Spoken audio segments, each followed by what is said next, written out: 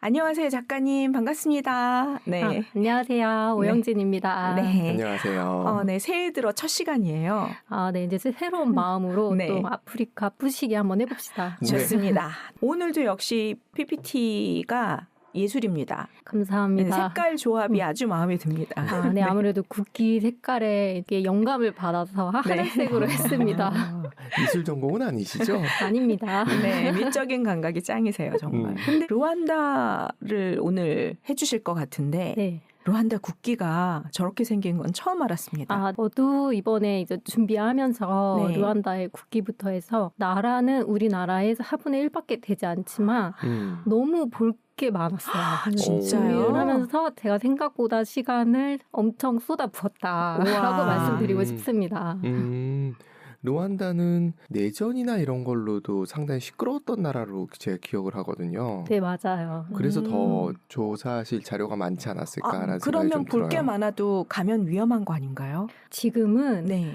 그 아프리카에서 가장 안전하고 깨끗한 나라라는 명성을 얻었습니다. 우와, 그 신기하다. 네. 먼저 들어가기 전에 이제 루안다를 상징하는 것들을 한번 제가 넣어봤는데요. 한번 1분, 아니 10초만 보시겠습니다. 이제 그럼 본격적으로 루안다에 대해서 한번 알아보겠습니다. 정식 국명은 루안다 공화국이에요. 그리고 면적은 우리 한국의 4분의 1입니다. 엄청 작은 나라고요.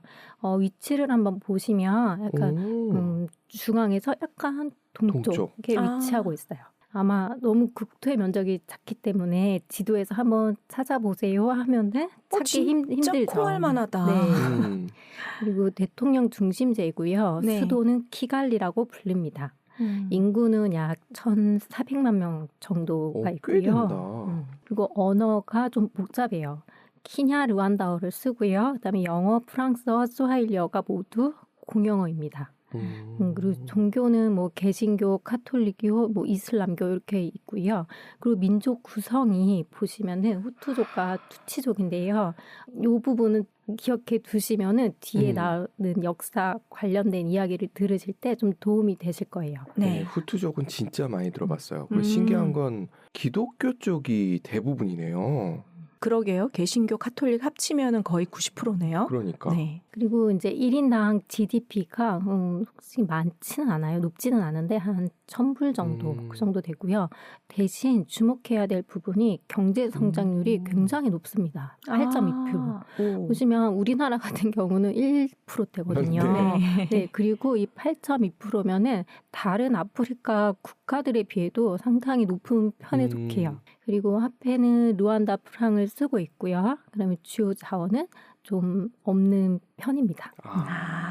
그 기후는 연평균 한 20.5도 정도 되는데 보면 적도랑 굉장히 가까운 편인데 기후는 선선한 편이에요. 살기 딱 좋네요. 네, 맞아요. 고지된 거죠? 네. 그리고 옆에 보면 화폐들이 보이는데요. 이 르완다 화폐에 보면 르완다가 뭐를 중요시 하는구나를 좀 이렇게 살짝 엿볼 수 있는데 맨 위에 500프랑에 보시면은 뭐 교육이나 인프라에 르완다가 굉장히 힘을 쏟고 있구나 이런 거를 약간 보여주고 그 아래로 오면은 2000프랑에 보면은 르완다의 커피가 많이 나겠다라는 거를 유추해 볼 수 있겠고 5000프랑에 보면은 고릴라가 나옵니다. 그리고 그 뒷면에는 르완다에서 유명한 그 바구니예요. 저것도 아주 유명하고 또 예술 작품으로서 인정받고 있는 그런 특산물이라고 할 수 있겠습니다. 르완다를 부르는 또 다른 말이 있는데요. 바로 1000개의 언덕이라는 표현이 있어요. 그만큼 이 르완다에는 크고 작은 산들이 아주 끊임없이 이어집니다. 그리고 아까 면적이 굉장히 좁다고 말씀을 드렸는데 면적은 작지만 기후와 식생이 굉장히 다양하고요. 그리고 말씀드렸다시피 해발이 높습니다. 그리고 또 이런 표현도 있어요. 왜 르완다에 이렇게 언덕이 많을까? 신이 누웠던 자리라서 이렇게 울퉁불퉁하다. 이런 표현도 있어요. 잠을 설치셨나 봅니다. 여기는 이제 수도 키갈리인데요. 딱 보시다시피 굉장히 지대가 높아 보이고 네. 산도 보이고 그리고 뭐 길도 구불구불하고 이런 것들이 보이죠. 네. 그러면은 르완다는 구불구불하고 이렇게 높은 지형을 활용해서 어떤 것을 활성화시켰을까? 요거를 이용한 경제가 또 있습니다. 수력 발전? 전혀 관계가 없네요. 이야, 어떻게 이렇게 크게 틀릴 수 있지? 바로 자전거입니다. 허벅지 터질 일 있나요? 르완다를 사이클링 혁신의 선두주자로 자리매김했다. 이렇게 말을 하는데요. 국제적인 관심도 많이 받았고요. 또 이걸로 인해서 지역 경제 활성화도 이끌어내고 있습니다. 그래서 자전거를 통한 관광 산업도 지금 장려하고 있고 만약에 뭐 관련된 생산을 한다 하면은 세제 혜택도 주고 있는데요. 바로 뚜루드 르완다. 네, 르완다에서 매년 이 사이클 국제 대회가 열리고 있어요. 보시면은 막 이렇게 언덕이 보이고 그다음에 구불구불 하잖아요. 네. 그래서 이게 경기하기에 좋다. 이 역설인데. 네. 그리고 도로가 잘 깔려 있기 때문에 경주하기도 좋고요. 날씨가 온화하잖아요. 그러니까 사이클 타기에도 좋은 거예요. 그러네요. 네. 기후와 식생이 다양하다고 말씀드렸는데 자연 환경이 또 아름답기 때문에 이 사이클을 타면서 이 자연 환경도 한 번씩 봐주고 그래서 이런 걸로 유명합니다. 볼 수 있나요? 허벅지가 터지는데? 근데 저기 보기에 산악이 너무 막 가파르거나 이렇지 않고 완만한 구름같이 구불구불한 게 굉장히 많아 보여요. 물론 우리 같은 사람은 잘 못하지만 사이클 정말 즐기는 사람은 평지만 타면 재미없어 하잖아요. 그런 분들한테는 좋을 것 같아요. 저는요. 스키장은 사진으로 찍어두면 경사가 없다고 느껴지지만 그 앞에 서면 무섭듯이 이것도 그렇지 않을까라는 생각을 해봅니다. 우리 같은 사람은 못하죠. 네, 선수들은 너무 좋아할 것 같다. 이런 생각이 드네요. 근데 예쁠 거는 같아요. 네. 그래서 또 이거 말고도 르완다는 공유 자전거를 도입을 했어요.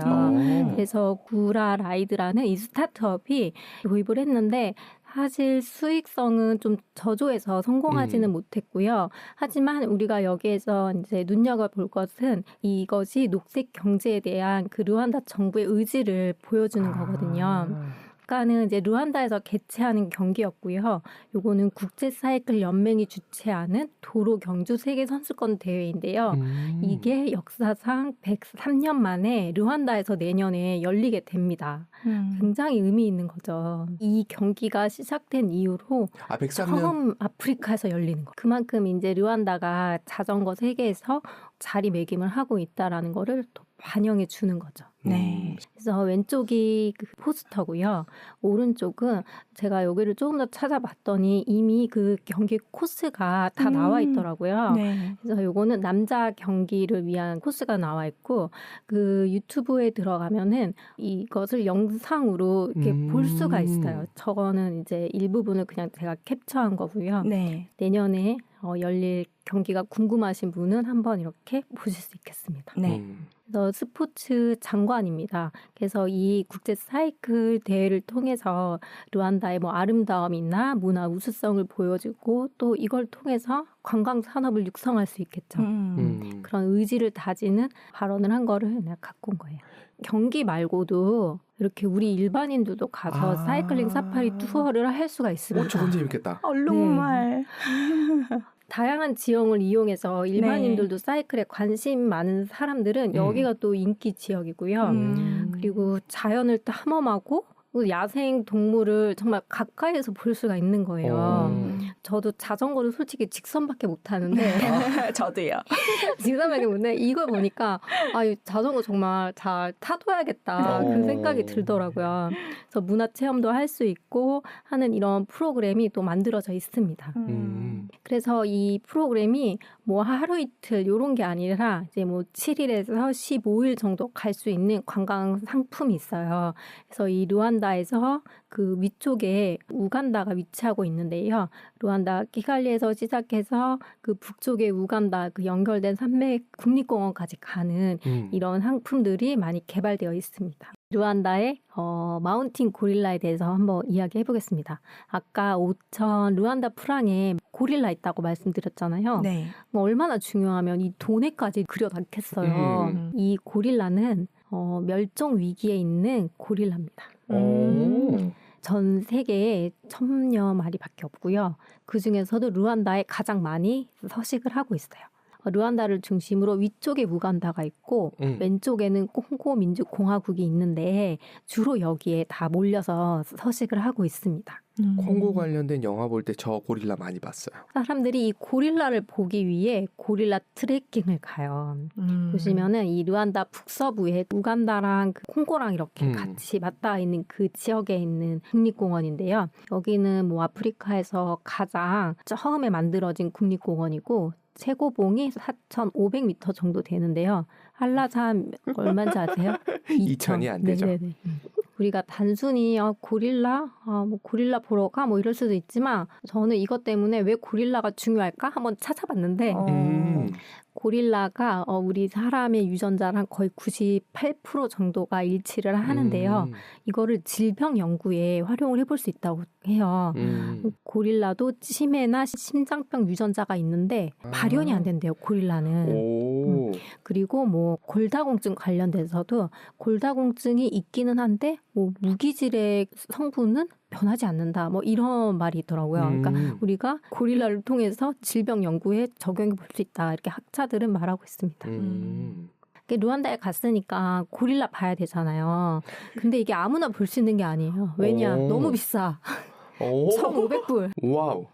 그래서 만약에 내가 루안다에 거주를 하는 외국인이라면은 500불이면 할 수가 있는데 관광으로 갔다. 그러면은 1,500불 들고 가셔야 됩니다. 이 고릴라를 볼 수 있는 시간은 그래서 1시간으로 정해놨죠. 멸종 위기니까. 그렇죠. 이게 너무 오래 괴롭히면 안 되잖아요. 스트레스 받게 하면 안 되잖아요. 그래서 1시간으로 제한이 되어 있고 또 다닐 때는 그룹당 8명 정도로 이렇게 제한을 했고 그리고 모든 연령층이 볼 수 있는 건 아니고 15세 이상만 참여를 할 수 있다고 합니다. 자, 이번에는 루안다 커피 얘기를 한번 해보겠습니다. 혹시 루안다 커피 드셔보셨나요? 글쎄요. 기억이 없어요. 아마 그죠. 어디선가 마셨겠죠? 네.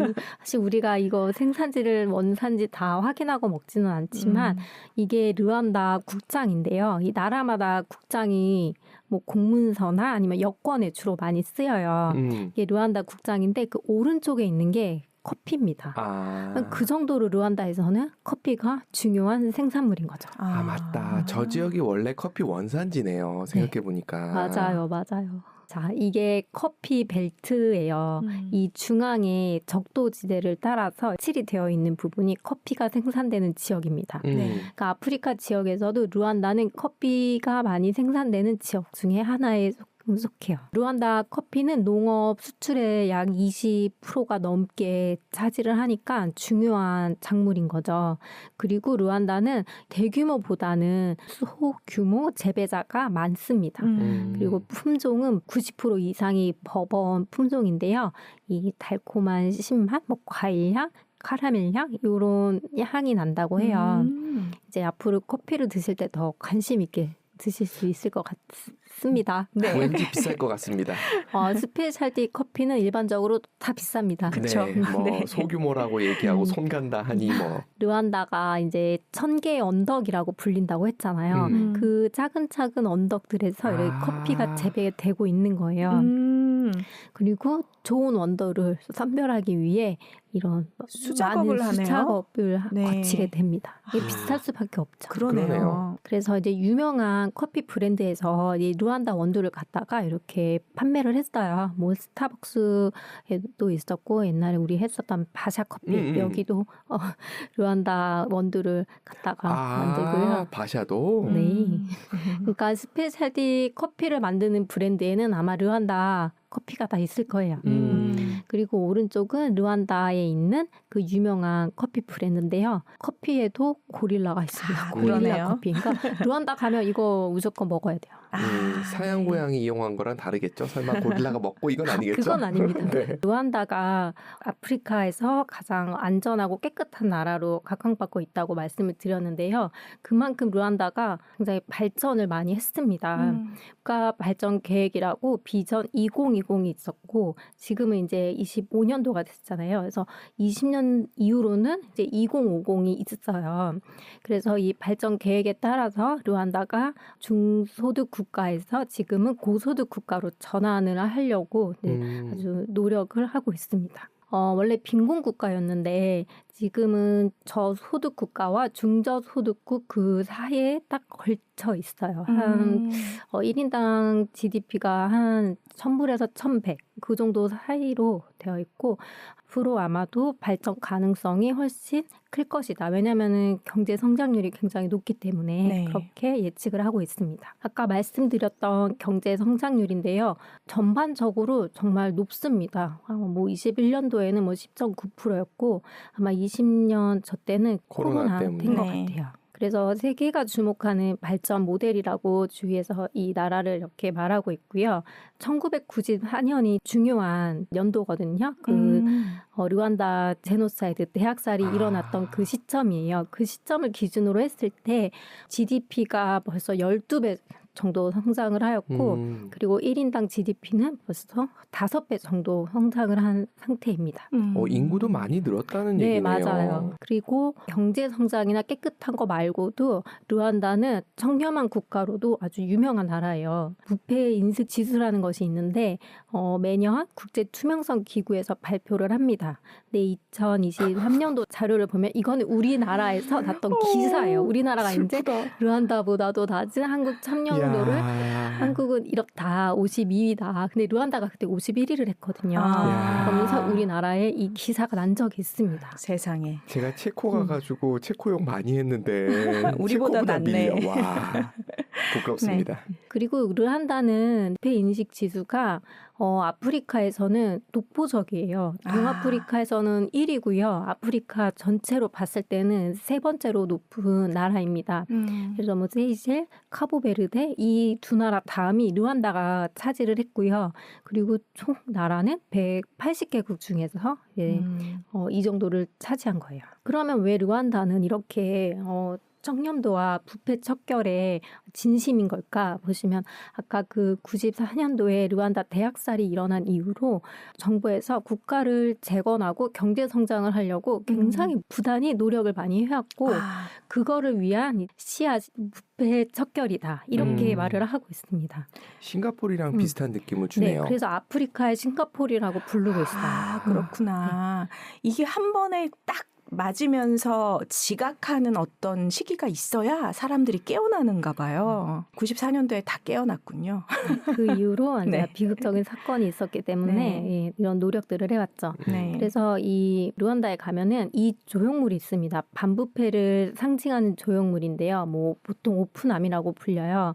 근데 르완다 키갈리에 있고, 그러니까 이게 무슨 의미냐면 내 손에 숨길 것이 없다, 깨끗하다, 뭐 이런 의미도 있다고 해요. 네네. 그리고 19년도에 르완다에서 국제 반부패 우수상 시상식을 열었는데 그때 이제 공개된 조형물입니다. 제가 르완다를 조사하면서 이 르완다 관련된 인터넷 사이트를 들어가 봤는데요. 제가 많은 국가를 해본 건 아니지만 저희가 북아프리카 쭉 했었잖아요. 네.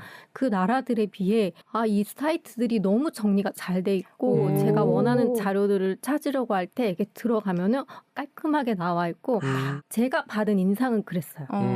그리고 이거는 이제 부패에 관련된 건데 그 옴부즈맨 오피스라는 게 있어요. 그래서 여기에 가면은 내가 부당한 일을 당했다거나 아니면 부패에 관련된 거를 여기에 익명으로 신고를 할 수가 있어요. 이런 사이트가 있고 또 여기에서는 이 부패 척결과 관련된 캠페인도 하고 있습니다. 그러니까 아프리카의 싱가포르라고 불린다고 했는데요. 이 외신에서도 르완다에 관련된 기사를 많이 내는데 그때 주로 쓰는 단어가 바로 이렇게 싱가포르와 비교하는 내용이 많이 있습니다. 자기 싱가포르가 될 수 있을 것인가 그리고 뭐 아프리카의 싱가포르를 꿈꾸는 곳이 세 곳이 있는데 그중에 하나가 르완다다. 네. 이런 기사도 있고요. 설문조사를 했었는데요. 24년도에 이 르완다가 1위를 차지했습니다.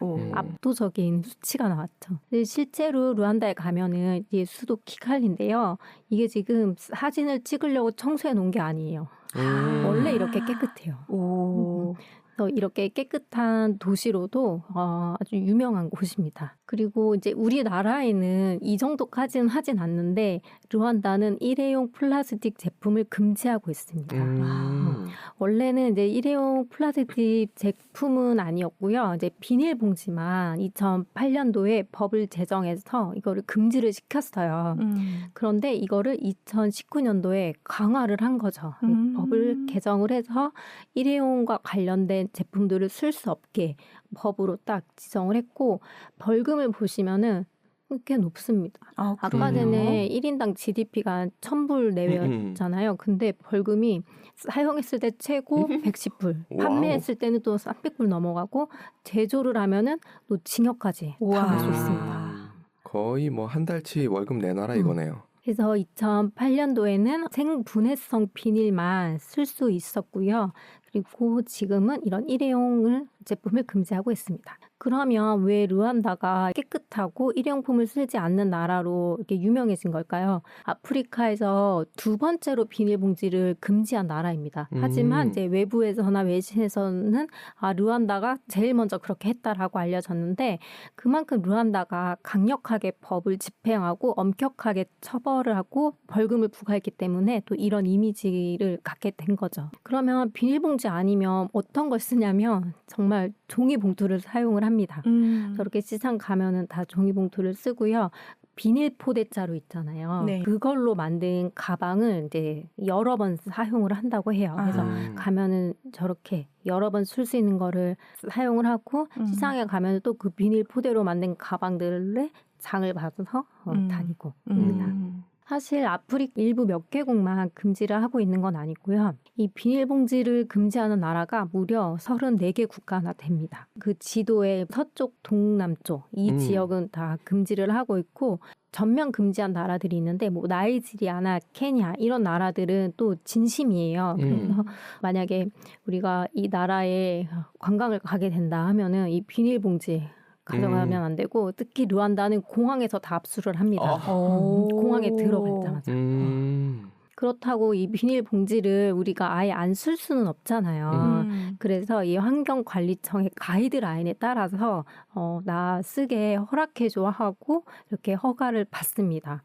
가이드라인 이런 것도 너무 찾기가 쉬웠어요. 르완다.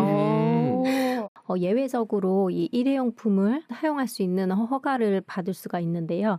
뭐 의료용이나 이런 거는 다회용으로 사용할 수 없잖아요. 그렇죠. 뭐 주사기나 뭐 수액백이나 뭐 이런 것들 아니면은 식품에 관련된 포장 그리고 뭐 과학을 연구할 때 있을 때는 꼭 어쩔 수 없이 일회용품을 써야 된다. 이럴 때는 허가를 받고 승인을 받아서 사용할 수 있고요.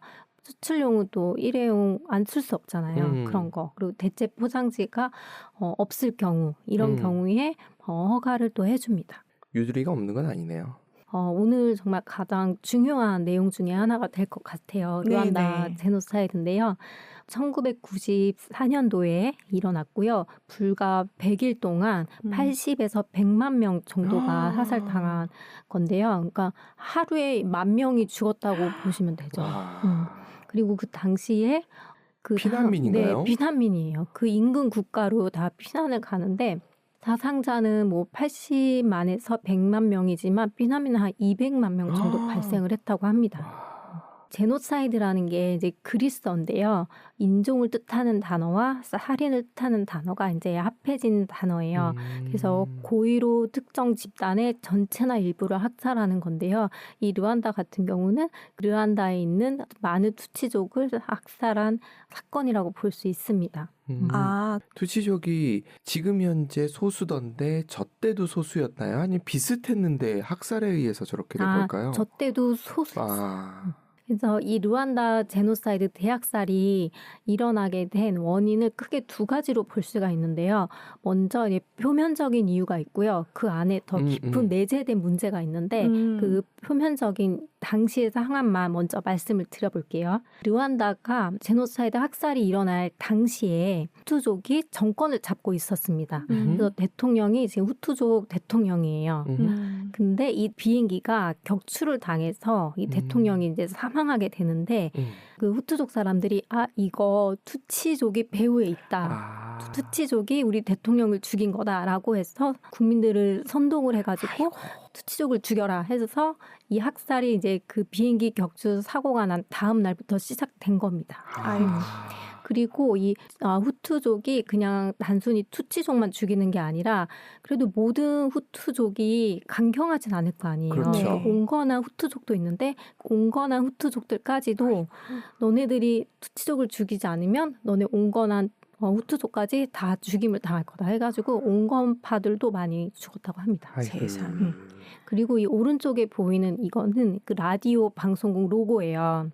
그러니까 이 미디어를 통해서 국민들을 선동을 했거든요. 그때 이 라디오 RTLM 이 방송이 이 선동 방송을 보내면서 국민들을 이제 가스라이팅 시켰다고 보는 거죠. 유튜브. 네네. 라디오로 비행기가 격추되고 그다음에 라디오 선동 방송이 나오고 이렇게 학살이 일어났는데 지금까지 말씀드린 거는 표면적인 이유고요. 그 안에 원인을 제공한 사람들이 있습니다. 이 르완다는 처음에는 독일 식민지였어요. 나중에 벨기에의 식민 통치를 받습니다. 벨기에 또 나오는구나. 벨기에가 문제입니다. 맞습니다. 와플이 맛있다고 하는데 네. 와플 먹을 때 한 번씩 이거 상기시켜야 합니다. 좋네요, 좋네요. 네.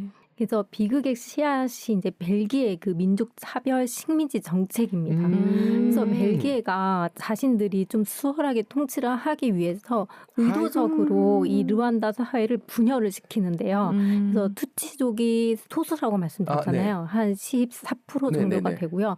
나머지 85%가 사실 후투족이에요. 네. 그래서 소수의 투치족에게 권력을 주고 지배를 하게 한 거죠. 그러니까 지배 앞잡이를 시킨 거예요. 권한을 주고 권력을 주고 원래는 벨기에에게 그게 화살이 가야 되는데 그 분노나 부당함이나 이런 게 그 모든 원성이 이제 투치족으로 간 거죠. 그래서 이 사람들 사이에 원망과 분노가 생기고 국민들 사이에 갈등이 생기게 되는 거죠. 예, 다른 유럽 국가들도 식민지 지배를 저렇게 한 경우들이 되게 많더라고요. 그래서 르완다에는 맨 처음에는 이 투하족이라는 인족이 살았습니다. 아주 오래전에 현재는 한 1% 미만의 아주 소수고요. 그 다음에 후투족이 왔어요. 후투족이 오고 그 다음에 이제 투치족이 이 르완다 땅에 오게 됐고 이제 중앙 집권 체제를 갖추면서 이 투치족이 좀 원래부터 좀 지배 세력을 이루고 살았습니다. 그러면 이 벨기에는 어떻게 차별 정책을 펼쳤는지 한번 보면요. 투치족과 후투족이 생김새가 약간 달라요. 골격이 좀 다르군요. 네. 근데 이제 투치족이 벨기에 사람들이 봤을 때는 좀 더 자기네들이랑 가까운 거죠. 그러니까 우리랑 약간 좀 가까우니까 너네가 약간 좀 더 우월해 이렇게 생각을 한 거예요. 히틀러랑 다르지 않네. 네. 그래서 뭐 코의 크기나 뭐 눈동자 뭐 이런 걸로 구분을 했고요. 그리고 그 신분증에 이렇게 어느 민족인지를 표시하게끔 해놓은 거예요. 투치족, 후투족, 그다음에 투하족 해놨고 교육을 시킬 때도 투치족에게 우선권을 줍니다. 그래서 말단 관료직으로 쓰려고 이 투치족들을 위주로 교육을 시키고요. 그리고 농업에 필요한 지역을 또 투치족들에게 나눠주고. 야, 진짜 나쁜 사람들의 공통점은 갈라놓기를 잘한다는 거예요. 그래서 후투족이 불만이 안 생길 수가 없죠. 그러네요. 그것도 뭐 1, 2년이 아니라 몇십 년 동안 그렇게 했으니까. 근데 결국은 이제 벨기에로부터 독립을 합니다. 62년도에 독립을 하는데 이때 또 벨기에가 한 번 더 아주 극악무도한 일을 하는데요. 전에는 후투족을 지배 세력으로 이렇게 하고 이제 얘네가 빠져나갈 때는 후투족을 또 지원을 해줍니다. 그래서 후투족이 정권을 잡아요. 투치족을 지원하다가 싹 입씻고 후투족으로 갈아탔군요. 그러니까 버린 거지. 팽한 거지. 남산의 부장들이 생각났습니다. 그래서 그거를 제가 또 한번 정리해 볼 겸 타임라인을 좀 만들어 봤는데요. 이제 62년도를 보면은 독립을 하면서 지배 세력이 후투족으로 됐죠. 네. 후투족으로 되고 제노사이드가 일어나기 전에 90년에 내전이 한번 발생합니다. 내전이 발생을 해서 평화 협약을 맺었지만 이게 사실상 이제 이행이 되지 않았고요. 그리고 94년도에 이제 르완다 제노사이드 대학살이 일어나게 됩니다. 작가님 정리 능력 뛰어나십니다. 좋아합니다. 근데 우리가 이제 단순히 이런 비극적인 사건이 있었다. 여기서 그칠 게 아니라 그럼 이때 저렇게 단기간에 수백만 명이 죽어 나갔는데 국제사회는 도대체 뭘 한 거야? 이런 의문을 품을 수 있잖아요. 네. 당시에 르완다에 평화유지군이 있긴 있었어요. 2,500명 정도가 있었고요. 근데 이 사건이 일어나고 나자 미국은 우리 평화유지군 증강 거부한다. 그래서 증강도 하지 않았고 프랑스는 자기네들이 아프리카에서 그 영향력을 계속 끼치고 싶잖아요. 그래서 그 후투족 민병대를 지원을 합니다. 아이고. 그래서 그 무기나 아니면 자금을 지원을 하고 아까 전에 그 라디오 보여드렸었잖아요. 그 원래 라디오 아래 사진에 큰 칼 아마 보셨을 네. 거예요. 그런 칼 할 수 있게 지원해주고 이런 거를 이제 프랑스가 한 거예요. 그래서 결국 프랑스도 나중에 우리가 그런 잘못된 짓들을 했다라고 인정을 합니다. 그래도 얘네 인정해네. 그래도 좀 낫네. 프랑스도 인권 하는데 참 나쁜 짓을 많이 했죠. 맞아요. 그리고 이거는 이제 벨기에 전 총리인데요. 르완다 학살이 끝나고 나서 매년 추모 기념 그 식을 열어요. 근데 그때 벨기에 전 총리가 왔는데 당시에 벨기에에 낙하산병 10명이 이제 죽었는데 그들을 포함해서 이 100만 명의 희생자의 추모 연설을 합니다. 그러니까 사람들이 이게 목숨값은 비교할 수 없는 거지만 지금 여기 르완다까지 와서 꼭 저런 말을 했어야 됐냐 하고 좀 비난을 받았었습니다. 생각 없는 사람이 여기저기 다 있군요. 작년 24년도 르완다 제노사이드가 30년 되는 날이요. 그러니까 불과 이게 30년밖에 되지 않은 거예요. 르완다 제노사이드가 일어났던 거를 반성하고 서로 우리가 화합을 해야 된다라고 생각을 하고 이런 기념관을 여러 개를 만들어 놨는데요. 그중에 4곳이 작년에 세계문화유산에 등재가 되었고요. 지금 보여드리는 이 기념관은 키갈리에 있는 기념관인데 여기에 무려 25만 명의 희생자들의 유해가 있다고 합니다.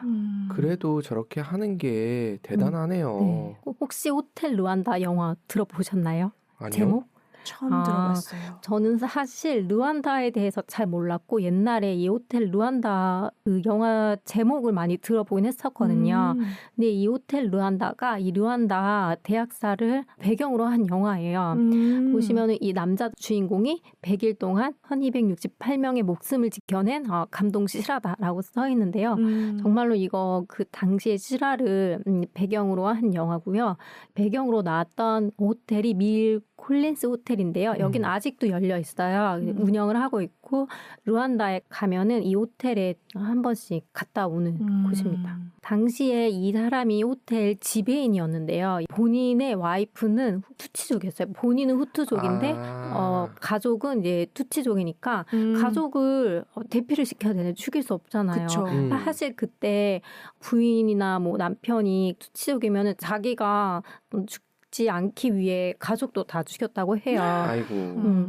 근데 지금 이 사람은 이제 가족을 피신시키고 다른 뭐 외국인이나 그리고 다른 투치족들을 이 호텔에 1,000명 넘게 이렇게 피신을 시키고 돌봅니다. 나중에 다른 나라로 갈 수 있게끔 해주는데요. 근데 이것 때문에 2005년도에는 미국의 자유의 메달이라고 민간인에게 줄 수 있는 최고의 훈장이라고 해요. 이거를 받게 돼요. 최근에 나온 기사들에 의하면은 갑자기 25년형 선고를 받습니다. 세상에. 이 사람이 테러 혐의를 받게 돼요. 그 르완다 정부에 대해서 테러 혐의를 받고 이제 25년형 선고를 받았는데 이제 미국에서 압박을 넣었겠죠. 선고를 내리고 감옥에 보내고 하니까 그래서 미국의 압박으로 다시 감형 후 석방이 됐기는 했습니다. 아직 정치가 완전히 안정된 건 아닌가 보네요. 지금 현재 르완다 대통령 폴 카가메입니다. 근데 이 카가메 대통령이 그 르완다 제노사이드가 있을 당시에 투치족들을 이끌고 이 폴 카가메가 가서 이제 다시 정권을 잡게 되고 총리였는데 2000년대 이후로 임시 대통령직을 맡으면서 현재까지 대통령이에요. 대통령이 제노사이드 전후를 복구를 하고 빠른 경제 성장을 위해서 정치나 사회 구조 정비 등을 했고 정말 많은 업적과 성과를 남겼습니다. 르완다 여성에 대해서 한번 말씀을 드려보고 싶은데요. 이거는 좀 놀라웠어요. 저도. 세계에서 가장 높은 여성의회 참여율을 보이는 나라인데요. 무려 60%가 넘습니다. 와. 인구 구성이 그런 건 아닐까요? 제노사이드 이후에 그 국민의 한 15%가 이제 죽게 돼요. 아무래도 그 대부분의 사상자가 남자였죠. 그래서 인구 구성이 여성이 많다 보니까 여성을 이 사회에 참여시키지 않을 수가 없는 거예요. 그래서 국가 재건을 위해서라도. 그래서 그 이후에 이제 법 제정 같은 것들 통해 가지고 지금 현재는 여성의 참여율이 60% 넘고요. 르완다의 국회 사이트에 들어갔는데 그것도 정리가 너무 잘 돼 있어가지고 사이트 QR 코드를 가져왔어요. 네, 해보시면은 바로 들어가실 수가 있습니다. 그래서 여성의회 세계 진출 세계 1위입니다. 그래서 지금 최근 몇 년 동안 거의 61%를 유지하고 있고요. 우리나라 한번 보실까요? 126입니다. 아 정말. 그래서 2003년도에 새 헌법을 만들면서 여성 의원이 30% 이상이 되도록 해야 된다라는 법을 만들었어요. 그리고 그 이후에 성평등을 강력하게 지지하고 정치나 경제에 여성을 포용하는 이런 정책들을 적극적으로 하게 됩니다. 그래도 일본에 앞서 있는 게 그나마 위로입니다. 도토리 키재기인데. 네. 그래서 이 르완다 국회 사이트에 들어가면 장관이며 뭐 국회의원이며 이런 프로필이 쫙 나와요. 그러니까 여성 의원들을 좀 보고 싶어서 들어갔거든요. 제가 또 하나 놀랐던 거는 이 프로필을 클릭을 하면은 이 디테일한 내용들이 나오는데 전화번호까지 나오더라고요. 그래서 전화번호까지 공개된 나라는 없지 않나요? 공개했을 때 문자 폭탄을 받을 수 있어서. 전화번호, 출생 연도, 그다음에 경력 이런 게 아주 디테일하게 나옵니다. 그래서 혹시라도 뭐 궁금한 국회의원이나 장관이 있다 그러면은 저희 들어가서 보시면은 될 것 같아요. 정치계뿐만이 아니라 이 르완다의 금융 분야에도 최고 경영진 CEO들이 11개 은행 중에 6명이 여성 CEO라고 합니다. 하지만 이제 르완다에도 한계점은 여전히 있는데요. 정치나 그 외부 활동을 나가면은 여성이 이렇게 지위가 있지만은 가정으로 가면은 다시 가부장적이고 보수적인 사회인 거예요. 그래서 뭐 육아나 가사, 여성 폭력에 그래도 노출이 되어 있다. 이런 문제점이 있습니다. 르무간다라는 것이 있어요. 르완다어로 함께 돕는다라는 말인데요. 이제 매주 마지막 주 토요일 오전에 모여가지고 마을에 필요한 일들을 합니다. 이제 18세에서 65세까지 의무고요. 이참시에는 페널티가 있어요. 제가 찾아본 걸로는 뭐 약간의 그 벌금이 부과되기도 하고 그다음에 사회 서비스를 받을 때 약간의 또 제약이 있을 수 있다고 합니다. 그래서 2007년도부터 이제 제도화를 했는데, 그러니까 좀 우리나라의 새마을 운동이랑 좀 약간 비슷해요. 그래서 마을에서 뭐 정비할 곳이 있으면은 공동으로 모여가지고 뭐 나무도 심고 뭐 이런 뭐 하수 정리도 하고, 그리고 두 번째는 이런 노동력 말고도 뭐 중요한 뭐 전달 사항이나 이런 거 있잖아요. 그건 또 전달 사항을 공지하는 그런 역할로도 이것이 사용된다고 합니다. 모자가 없네요. 새마을운동 모자요? 네. 그래서 뭐 지역 주민이 함께 모여서 자신들의 문제를 함께 해결한다 이런 의미도 있고, 국가 기반 시설을 유지하고 보수하는 이런 의미도 있고, 정부 예산을 또 절감한다는 의미도 있습니다. 공동체 회의를 하는 느낌이네요. 네. 근데 원래는 우브레타라는 식민지 시대 이전부터 공동 노동 이 문화가 존재했다고 해요. 이제 그거를 대통령이 이제 상한을 해서 이제 제도화를 시킨 건데요. 제노사이드 이후에 사람만 죽은 게 아니라 인프라도 다 망가지고 파괴가 됐을 거 아니에요. 그래서 그거를 재건하려는 노력의 일환으로 이 우무간다를 활용을 한 거고요. 한편으로는 이거 강제 노동 아니냐 이런 의견들도 있고요. 포럼의 역할도 한다고 했잖아요. 공지사. 이거 정치적으로 선동을 한다거나 정치에 동원하는 거 아니냐 이런 비판도 있습니다. 네, 양쪽 다 있을 거라 봅니다. 네. 하지만 이 우무간다에 관련된 긍정적인 효과들이 분명 있습니다. 그래서 우무간다 영양 평가를 루안다 거버넌스 위원회에서 했어요. 그래서 2007년도부터 16년도까지의 결과들이 나왔는데요. 크게 4가지로 볼 수가 있습니다. 사회 발전, 경제 발전, 환경 보호, 굿거버넌스. 이렇게 4가지 영역으로 나눠서 영양 평가를 했는데요. 일단 뭐 화합을 했고 지역사회 문제를 아까 해결한다고 했죠. 네. 그리고 정부의 예산을 절감을 하면서 인프라를 또 개발을 하면서 경제 발전에 도움을 줬고 뭐 나무도 심고 그다음에 침식 방지하는 활동도 하고 그리고 되게 깨끗이 청소 많이 하고 그래서 환경 보호에도 많은 영향을 끼쳤고요. 그다음에 이 시민들이 다 같이 모여서 참여하고 또 뭐 소통하고 해서 굿거버넌스에도 뭐 좋은 점수를 받았다고 합니다. 이거를 시작한 이후로 경제적인 가치가 무려 386%를 증가했다고 보고서에서는 말하고 있어요. 저런 건 당연히 해야죠. 저렇게 안 하면 계속 안 하니까. 작년에 선거가 있었는데요.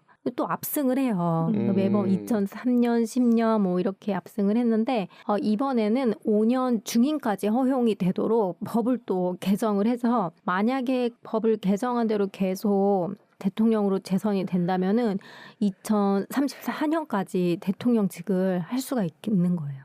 박수 칠 때 떠나야 된다는 영화를 보내주고 싶네요. 아무래도 루안다가 제노사이드를 극복을 하고 국가 재건을 위해서 정말 많은 일들을 했죠. 국회의원의 반 이상이 또 여성이고 성평등이나 깨끗한 거 보셨죠, 나라. 가장 안전한 나라 만들고 정말로 많은 업적을 남기긴 하지만 모든 거를 다 잘한 건 아니죠. 참 저러면은 끝이 안 좋은데. 국가 발전의 아이콘으로 불립니다. 그리고 사회 안정, 뭐 경제 발전 이런 훌륭한 업적을 남기긴 했지만은 반대파들을 없애기 위해서 탄압을 또 심하게 했고요. 그다음에 이번에 헌법을 개정해서 장기 집권을 하는 거죠. 이게 민주적인 절차에 따른 선거가 아니라는 거에 대해 좀 비판을 받고 있습니다. 민주적이어도 문제가 되는 게 히틀러가 민주적인 선거를 통해서 총통이 된 다음에 결국은 사고를 치잖아요. 정말 저럴 때 떠날 줄 아는 결단력이 필요한데. 이제는 그러면 정치 얘기는 여기까지 하고요. 네. 이번에는 영국 루안다 난민 강제 이송이라는 주제로 얘기를 해볼까 하는데요. 혹시 이거 들어보셨나요? 영국 난민 추방 정책. 이거 되게 작년에 좀 뜨거웠는데 그 영국으로 오는 난민들을 영국이 여기에서 난민 심사를 하지 않고 루안다로 보내가지고 루안다에서 난민 심사하고 거기서 정착시킨다라는 거예요. 골자는. 근데 모든 난민을 그렇게 하는 게 아니라 불법적인 경로로 들어온 이주민들. 그래서 원래는 이제 난민이 되려고 왔는데 본국으로 송환할 수도 있고 아니면은 난민 지위를 줄 수 있는 거잖아요. 그런 거 이제 아예 영국에서 안 한다. 그냥 루안다로 일단 보낸다. 그리고 거기에서 난민 심사를 받은 다음에 본국으로 보내든 난민을 거기에 정착을 시키든 하는 이런 게 진행이 됐습니다. 그래서 영불 해협을 통해서 건너온 그 보트 타고 온 난민들 있죠. 이런 사람들을 보내는 거예요. 이게 협의가 있은 후에 그렇게 한 거네요? 네, 벌써 협의 다 했고요. 이제 좀 할 얘기들이 있는데 네. 보면은 이제 프랑스와 영국 사이에 저 해협을 통해서 온 이 보트 피플 이 사람들이 이렇게 오면은 솔직히 배가 뒤집혀서 죽는 경우도 많잖아요. 네. 너무 위험하기도 하고 이게 멈추지 않고 계속 이런 일들이 생기는 거예요. 영국으로 넘어가려고. 저 왼쪽에 있는 게 아주 간단하게 설명을 하고 있는데요. 뭐 1번. 이 영불 해협으로 온 보트 타고 온 난민들이 이제 영국에 왔다. 그러면 2번. 그들을 비행기에 태운다. 그다음에 3번. 난민 지위 신청을 한다. 이게 골자예요. 루안다는 그거를 그냥 뭐 아무 조건 없이 해주지 않겠죠. 그렇죠. 경제 개발을 한다는 활성화의 목표로 돈을 많이 받았어요. 기금을 받아가지고 이미 2억 3천만 파운드, 약 3억 7천만 달러를 받았습니다. 근데 이게 솔직히 인권적으로 봤을 때는 굉장히 인도주의에 어긋나는 일인 거잖아요. 그래서 영국 사람들도 여기에 반대하는 시민들이 굉장히 많았어요. 그래서 이 시위가 일어나서 언론에 많이 나오기도 했고요. 난민에 대한 의무를 국가가 해야 되는데 이거를 다른 국가한테 넘겨버린다라는 그런 비판을 많이 받았습니다. 유럽이 전반적으로 내부적으로 난민들 때문에 지금 극우도 많이 그러잖아요. 터키도 저걸 갖고 돈벌이하고 있다는 얘기 많이 하거든요. 그래서 원래 이 강제 이송 정책은 우리 보리스 전 총리가 발표를 했었어요. 보수당에서 발표를 했었죠. 그리고 나가지고 이제 2024년도에 노동당으로 바뀌는데요. 노동당은 이 법안에 반대를 해요. 그래서 이 법안을 결국은 폐지를 했습니다. 근데 루안다 벌써 받았잖아요. 네. 하지만 그 협약서에는 이거를 환불을 해줘야 된다라는 게 명시가 되어 있지 않기 때문에 루안다 입장에서는 이미 이게 시행이 됐기 때문에 준비를 하고 있었을 거 아니에요. 그러니까 그리고 이게 우리가 파기를 한 게 아니라 너네가 이렇게 한 거니까 우리는 돌려줄 의무가 없다. 협약서에도 돌려줄 의무가 없다. 공감합니다. 네, 그래서 아직 이건 반환은 하지 않았다고 합니다. 반환하지 않아도 된다고 봅니다. 오늘 여기까지 이제 루안다 이야기를 좀 나눠봤는데요. 이제 이게 뭐를 상징하는지 이제 눈에 들어오시죠. 아, 그러네요. 다 들어가 있네, 저 그림에. 진짜 대단하십니다. 네. 저는 루안다에 좀 개인적으로 관심이 좀 있어서 좀 이것저것 하다 보니까 이렇게 됐는데 사실 분량이 더 있었는데 좀 너무 루안다 많이 하면 좀 지겨우실까봐 좀 줄였습니다. 네, 오늘 여기까지 루안다 이야기를 한번 해보겠습니다. 네, 감사합니다. 감사합니다.